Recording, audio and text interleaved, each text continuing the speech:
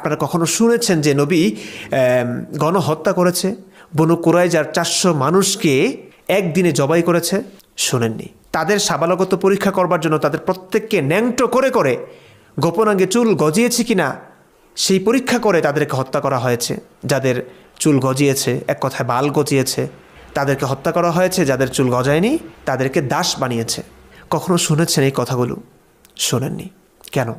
এমন হাজারো বিষয় আছে, সহি হাদিসের কথা, কোরআনের আয়াতের কথা, কিন্তু আলেমরা কখনো সেই বিষয়ে আলোচনা করেননি। কারণ সেগুলো বললে, সেগুলো প্রচার করলে ইসলামের প্রতি, নবীর প্রতি আপনাদের সংশয় জাগবে, ঘৃণার সৃষ্টি হতে পারে, এলোমেলো ব্যাপার হয়ে যাবে সব কিছু। আর তখন তাদের ব্যবসায় ধস পড়বে। তারা মানুষের কাছে যে ইসলাম বিক্রি করে খাচ্ছেন, এই পথ বন্ধ হয়ে যাবে। সেই কারণে তারা বলছেন না। কিন্তু একটু বিশ্বাস করুন, এরা যে কতটা নিচু মনের মানুষ।